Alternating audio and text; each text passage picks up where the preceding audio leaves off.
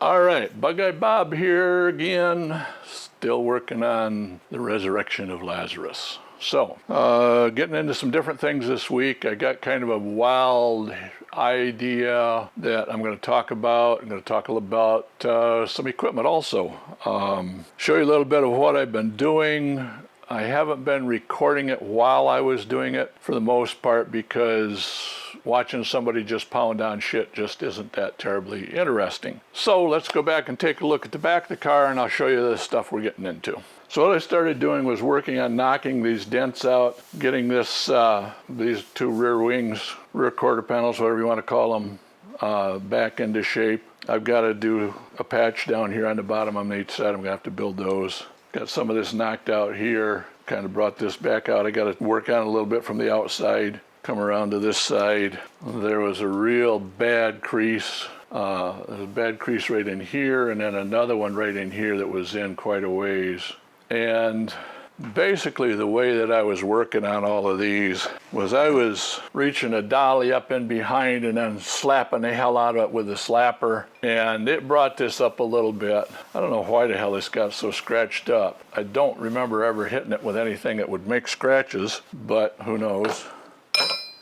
Tried a bunch of different hammers and stuff to kind of bring this stuff out, and it was horribly slow going. I could pound on this stuff for it seemed like hours at a time with very little, if any, movement. And so I got in there first with this long thing here and was hammering it back in there. And that worked pretty good, but it was so long that it was kind of tight to work around in areas. And I remembered I got this little short one, which is actually better because it's got a wider head on it. And so I started using this thing up inside, like this.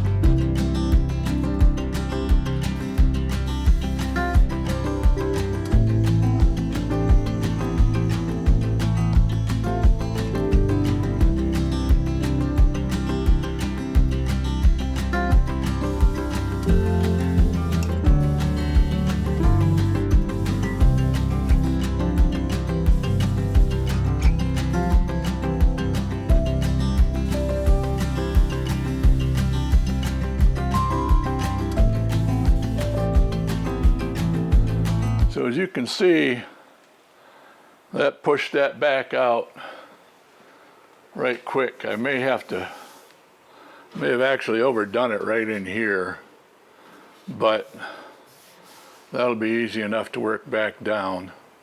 Might need a little bit more right in there. Don't know for sure. Let's set that down level and see what it looks like. Okay, so if I run this rule over the edge of this, this is still down a little bit in here. Not too bad in here, still can come out a little bit. It needs to come up right in here a little bit. And this may be overdeveloped.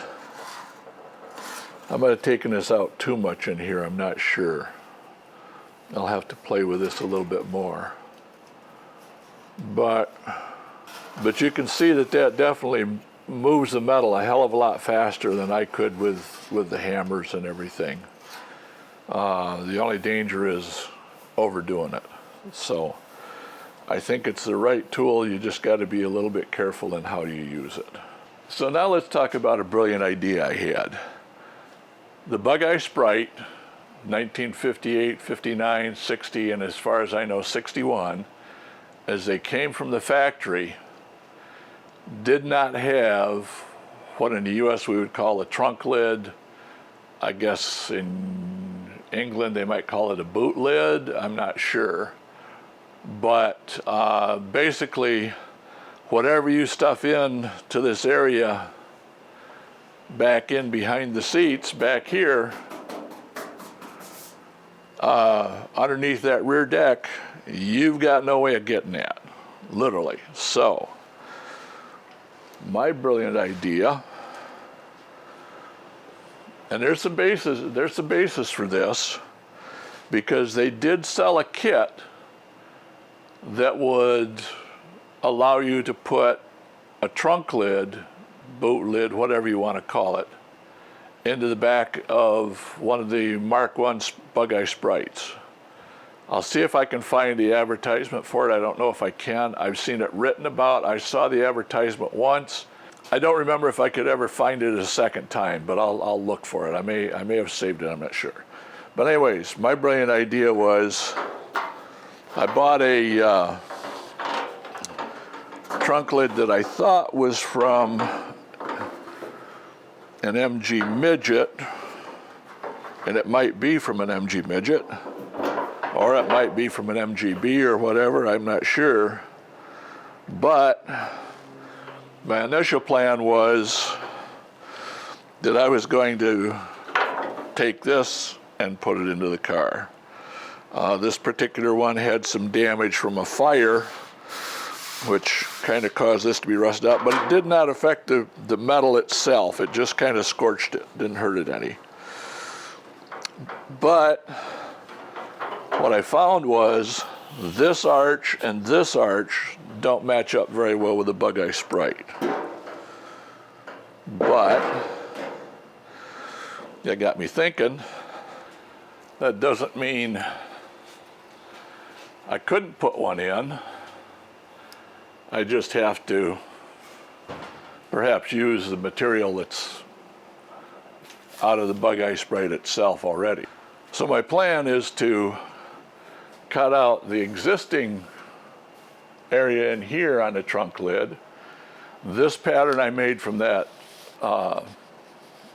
lid that I just showed you, but I'm going to cut this thing back along this line right in here and end up with a trunk lid that fits the shape of the vehicle itself, and ends up to be, I don't want to get down into this area because this is where that rear taillight sits. I'll cut this all out, save this piece.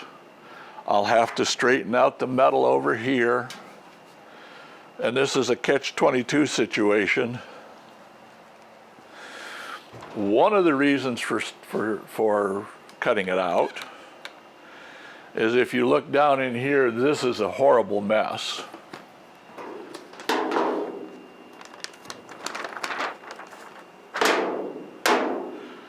This right in here was where the original gas cap was at. You can see this is all damaged in here. It's all got to be straightened around. There's really no good way of getting at this.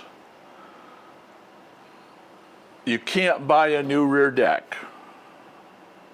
They're unobtainium. You can buy new rear wings. They're like $1,200 a piece, plus shipping from England. So, thinking it through, it seemed to me that since there is at least some historical references to putting a trunk lid in a Bugeye Sprite, and the easiest way to repair the damage back in this area is going to be put a trunk lid in a Bugeye Sprite so you have this big opening to work through, that maybe the best thing for me to do was put a trunk lid in a Bugeye Sprite. So that's what I am going to do. Still have to work out the exact shape of it. I think I've kind of got it figured out. So I'll kind of do a little bit of trimming here.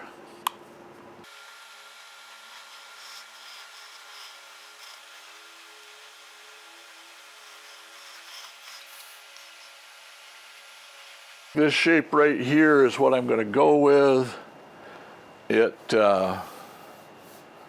I may come over this way a little bit more, I'm not certain. Might be nice just to have this be a kind of an even thing down through here.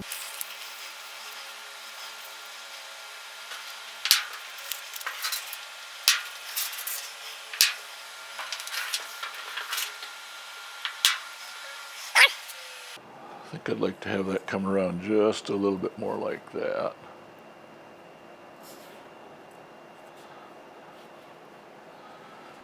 Yeah, something like that, I think.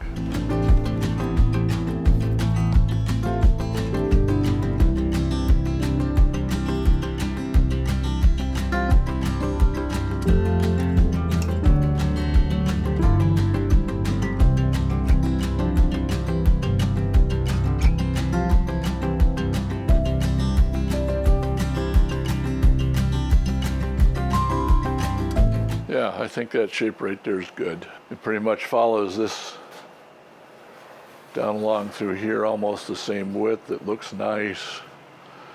Cuts down around in there, looks nice. So what I'll do is I'll take this side and use it as the pattern to do the layout with, and then flip it over to cut the other side out. That should work. Okay, so the first thing I got to do before I do the trunk lid, though, I've got to work on repairing these lower corners here. I think that's what I'll have to do first. Now, I really should do the trunk lid first, because that gives me access to get inside of here, get this all straightened around, and it also gives me access to get in and work on that. So I think that's going to be it for this week. It's going to take a bunch of cutting and stuff to start working on that. I think even though this trunk lid doesn't have exactly the right fit to it, I think I can take and use a lot of this internal structure. Might have to do a little bit of tweaking to it, but there's actually like a 1/2 inch or more, 5/8 inch gap in here where nothing is touching the lid itself of this main support, inner support. So I think I may be able to take that, easily modify it to make sure I have good structure for the new trunk lid. My only problem is there's always, let's see if I can find so there's always this channel that goes around your, has a rubber gasket on it. Your trunk lid itself tightens down onto that gasket to give you a rain seal, and then you've got your bracing inside of the rest of the trunk lid and stuff. So I've got to somehow come up with this channel here. It would be kind of cool if I could just go find one off of an existing car that I could use at a junkyard, but I don't know if that's possible. I may have to make this myself, or see if I can get one custom made someplace. But got to have that. So that's going to be a challenge to make, or get, or buy. Challenge to make, get, or buy. Yes. That's going to be a challenge to make, get, or buy.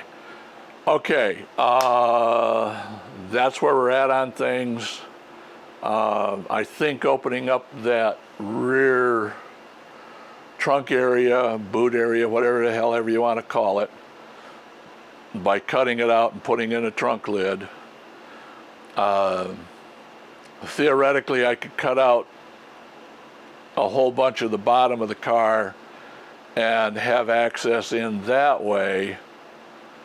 The problem is that part of the bottom back there is actually welded to the rotisserie that I have the car on. So I can't take out all of it. And quite frankly, there's places and times when you're working on this stuff where it's easier to be able to go like this or go like this to work on something than it is to try to go like this or like this, because you don't have access to those areas the way you would like to have it. So that's my plan. I'm sticking to it. Like, share, comment, subscribe. Go over to Patreon, join up as a member over there. It's, I think, $4 a month, whatever. If you want to make a one-time donation, there's a little thing down below where you can go to PayPal, buy me a cup of coffee, make it a one-time. You can make it recurring if you want. It's up to you. Any donations are greatly appreciated. So let me put it to you that way. But anyways, yeah, like, share, comment, subscribe, and what else is there to say? Have a blessed life, and you folks have a fantastic day.